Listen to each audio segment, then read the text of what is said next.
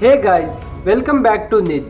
दोस्तों, मान लो हम 2000 साल पहले पैदा हुए और दो लोग खाने की तलाश में जंगल में घूम रहे हैं। अचानक से उन दोनों को एक शेर की आवाज आती है।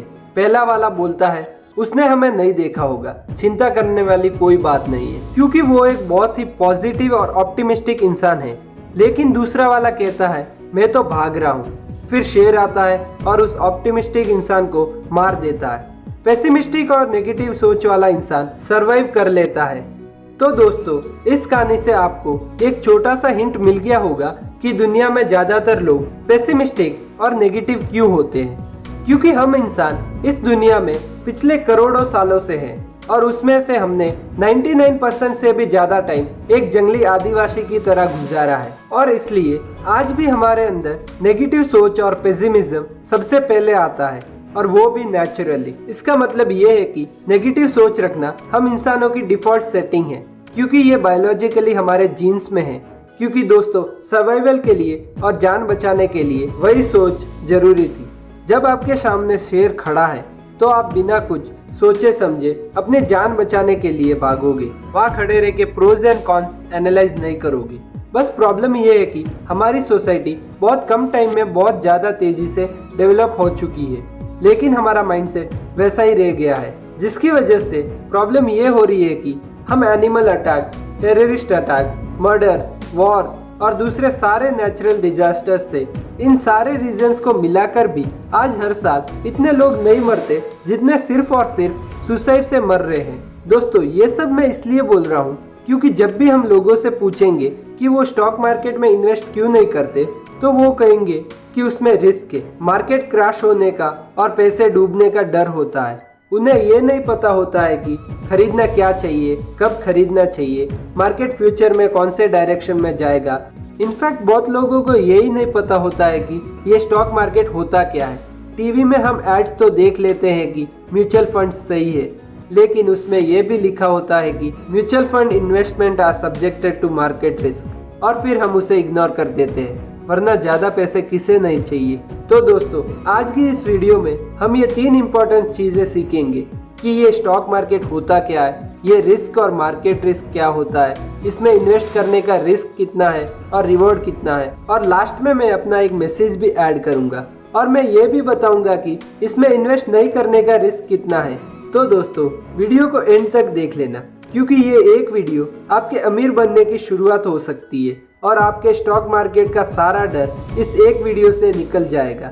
इस बात की मेरी गारंटी है। तो चलिए स्टार्ट करते हैं। तो सबसे पहला सवाल जब मैं लोगों से पूछता हूँ कि वो स्टॉक्स में इन्वेस्ट क्यों नहीं करते, तो वो कहते हैं कि स्टॉक मार्केट में तो बहुत ज़्यादा रिस्क, और जिसको इस रिस्क से इश्क है वही रिस्क लेगा, बाकी लोग क्यों ले। लेकिन जब भी हम लोगों से पूछेंगे कि इस रिस्क का मतलब होता क्या है, तो सब यही कहेंगे कि आप कोई खतरा ले रहे हो, आपके पैसे डूबने का डर है।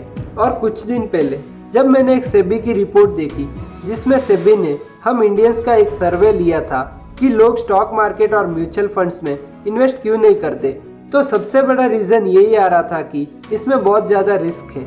मतलब not sure about safety of investment. मतलब ये कि लोग अपने इन्वेस्ट किए हुए पैसों को यानी कैपिटल को सेफ नहीं देख रहे, तो उसे ग्रो होते हुए तो सोचना तो बहुत दूर की बात है।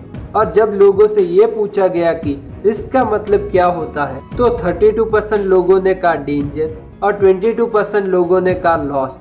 और अगर आप गूगल भी करो तो उसका मीनिंग ये आता है कि आप किसी डेंजर में अपने आप को एक्सपोज करते हो, यानी खतरे में डालते हो।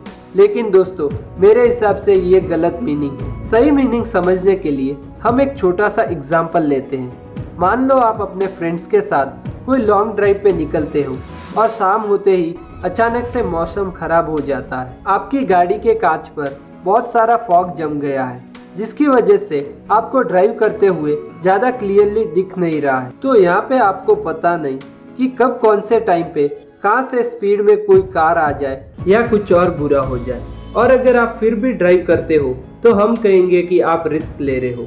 लेकिन अगर आप ये डिसाइड करो कि आप एक नाइट कोई होटल में वेट कर लोगे और अगले दिन सुबह के उजाले में एकदम सुहाने मौसम में आप ड्राइव करके आगे बढ़ते हो और आप देखते हो कि रोड एकदम साफ है, तो अब आप ऐसे टाइम पे ड्राइव करके बहुत कम रिस्क ले रहे हो, क्योंकि अब आपको पता है कि एक्सीडेंट के चांसेस बहुत ही कम है, क्योंकि आपको पता है। इसे हम अंडरलाइन कर लेते हैं। तो बेसिकली आपने अपनी जान के रिस्क को थोड़ी समझदारी से मैनेज कर लिया, क्योंकि हम रात कोई खराब मौसम में अगर ड्राइव करते तो हो सकता था कि हम सेफली अपनी डेस्टिनेशन पहुंच जाते और अपना थोड़ा सा टाइम सेव कर लेते, और वही सेव किया हुआ टाइम हमारा रिवॉर्ड होता।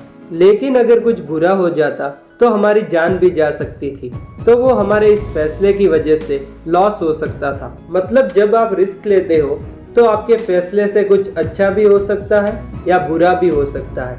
हमारे रिस्क लेने के फैसले का नतीजा हमको एडवांस में पता नहीं होता, हमें पता नहीं, इसलिए वो रिस्क है।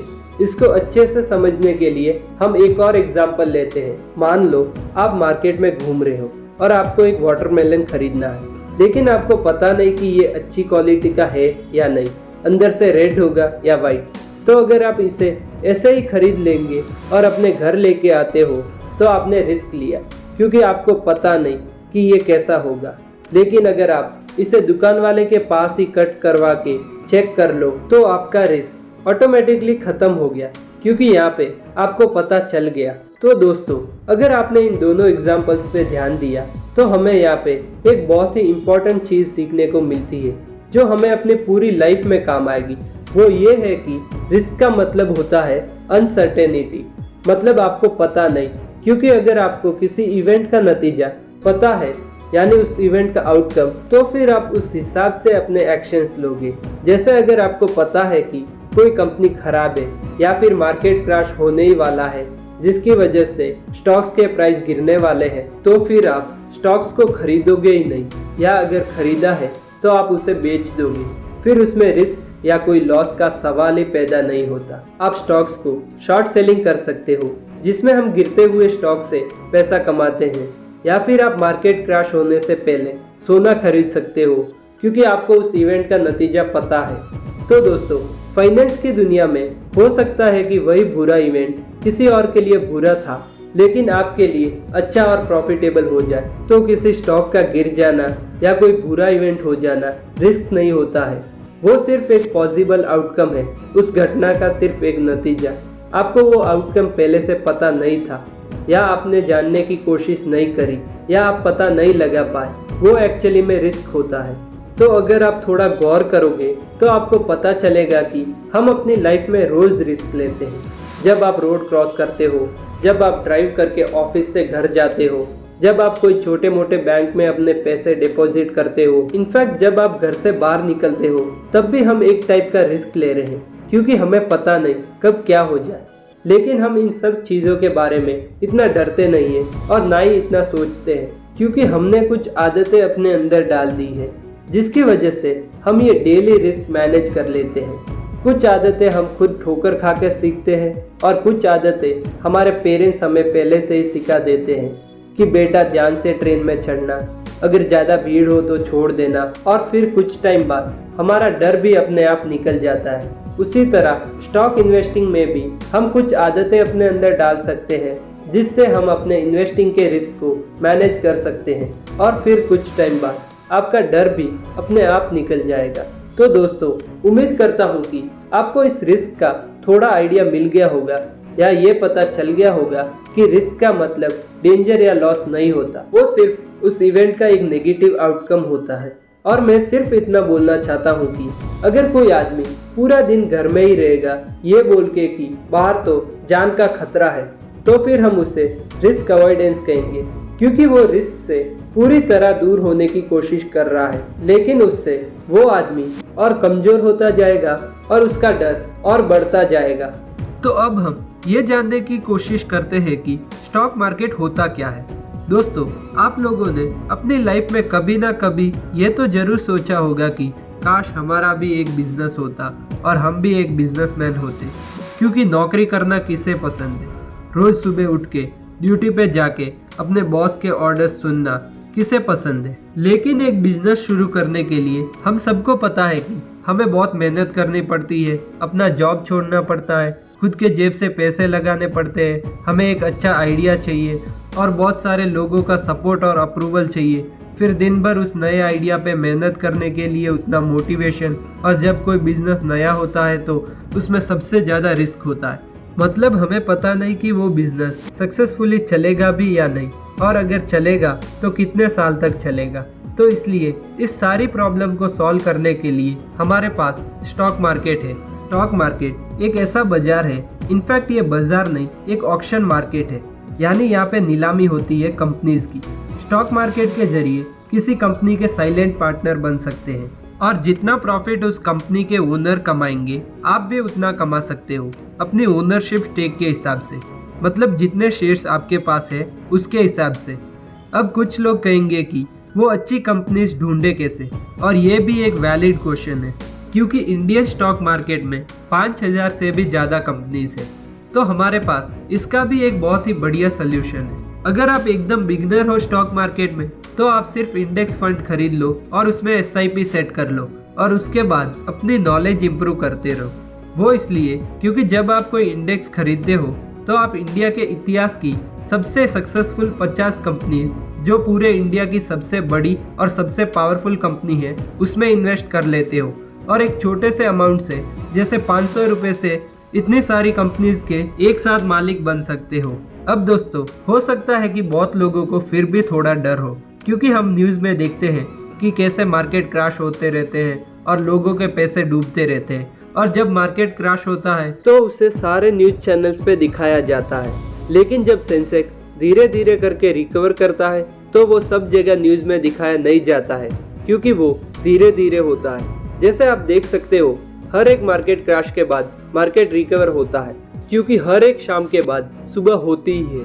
अगर आप ये सोचते हो कि मार्केट क्रैश होने के बाद रिकवर होगा ही नहीं, तो मेरे हिसाब से ये ऐसा हो गया जैसे कोई 25 साल का जवान लड़का रात को ये सोचकर सोता है कि वो सुबह उठेगा ही नहीं। तो दोस्तों, फिलहाल के लिए मैं सिर्फ इतना बोलने की कोशिश कर रहा हूँ कि लॉन्ग टर्म में ये ग्राफ मेरे हिसाब से ऊपर ही जाना चाहिए, क्योंकि आज की जनरेशन पुरानी जनरेशन के मुकाबले ज़्यादा कमाती भी है और ज़्यादा खर्च भी करती है। इसके मल्टीपल रीजंस होते हैं, जैसे महंगाई बढ़ गई, स्टैंडर्ड ऑफ लिविंग बढ़ गया, लाइफस्टाइल इन्फ्लेशन बढ़ गया, वगैरह वगैरह। और इंडिया पूरे दुनिया की सबसे यंग कंट्रीज में से एक है। मतलब ये कि इंडिया की आधी पॉपुलेशन 25 साल से भी कम उम्र की है, और 2/3 पॉपुलेशन यानी हर 3 में से 2 लोग 35 साल से भी कम उम्र के हैं, जिसकी वजह से मुझे ये लगता है कि इंडिया की ग्रोथ यानी एक्चुअल अर्निंग और स्पेंडिंग पोटेंशियल फ्यूचर में है। अब दोस्तों, फाइनली हम स्टॉक मार्केट इन्वेस्टिंग का रिस्क और रिवॉर्ड कंपेयर करते हैं, लेकिन उससे पहले आप लोग मेरे इस सवाल का जवाब देना। क्या दुनिया में कोई भी ऐसा आदमी है जो गारंटेड बोल सकता है कि स्टॉक मार्केट अगले 1 मिनट में ऊपर जाएगा या नीचे? चलो इस टाइम को थोड़ा बढ़ा देते हैं। क्या कोई भी ये बोल सकता है 100% गारंटी के साथ कि कल मार्केट नीचे जाएगा या ऊपर, या फिर 1 महीने बाद मार्केट कहाँ जाएगा, या फिर 1 साल बाद?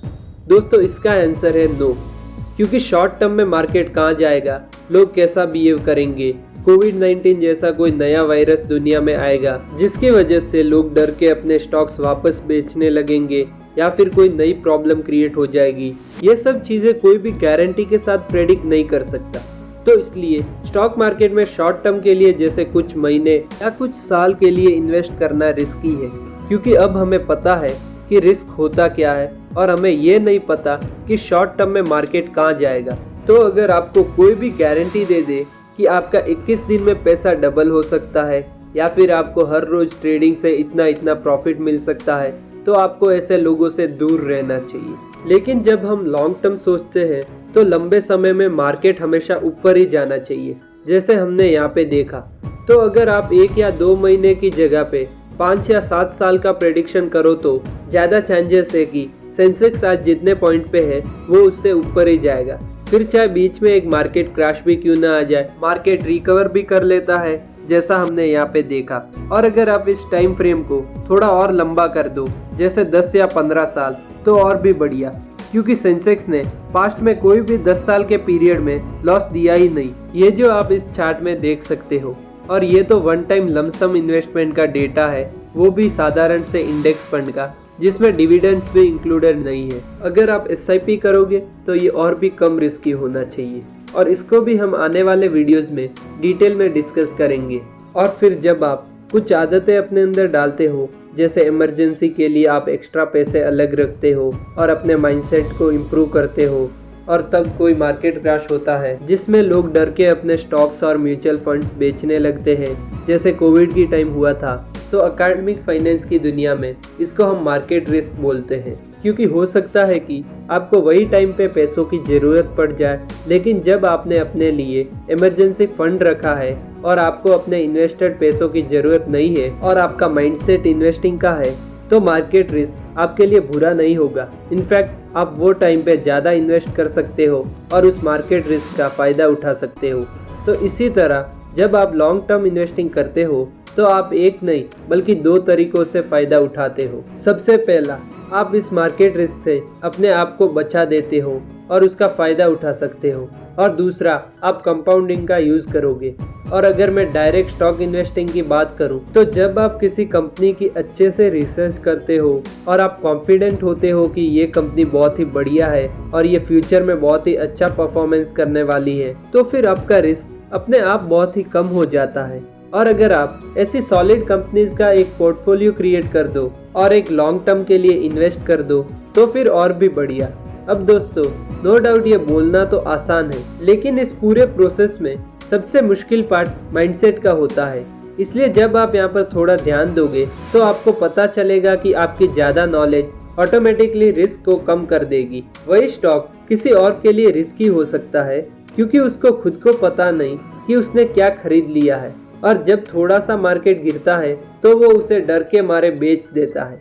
तो दोस्तों, फाइनली मैं सिर्फ इतना बोलना चाहूँगा कि जब आप अपना कीमती टाइम देके मेहनत करके पैसे कमाते हो और फिर उसको ऐसी जगह रखते हो जहाँ वो इन्फ्लेशन को भी बीट नहीं कर पाता, मतलब जितनी तेजी से महंगाई बढ़ रही है सिर्फ उतनी ही तेजी से आपका पैसा ग्रो नहीं हो पा रहा है, तो ये कितनी सैड बात हो गई। ये तो ऐसा हो गया जैसे आपने बहुत मेहनत करके एक कंपनी स्टार्ट की और फिर आपने उसमें बहुत सारे लोगों को नौकरी दी, फिर उनसे काम करवाने के बदले आप खुद और ज़्यादा मेहनत करने लगे और आपने उन सारे एम्प्लॉयज़ को लंबी छुट्टी दे दी, और फिर आपके बुढ़ापे में जब आपको उनकी बहुत ज़्यादा ज़रूरत है तो वो एम्प्लॉयज़ एकदम आलसी और कमज़ोर हो चुके हैं।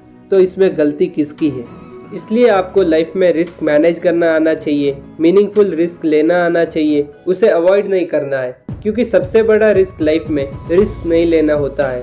और ज़रूरी नहीं कि आपको ज़्यादा रिस्क लेने की ज़रूरत है, आप कम रिस्क लेके भी ज़्यादा रिवॉर्ड कमा सकते हो। एकेडमिक फाइनेंस कहती है कि आपको ज़्यादा कमाने के लिए ज़्यादा रिस्क लेना ही पड़ेगा, लेकिन ये एक फालतू डेफिनेशन है। इस पे भी हम एक अलग वीडियो में डिस्कस करेंगे।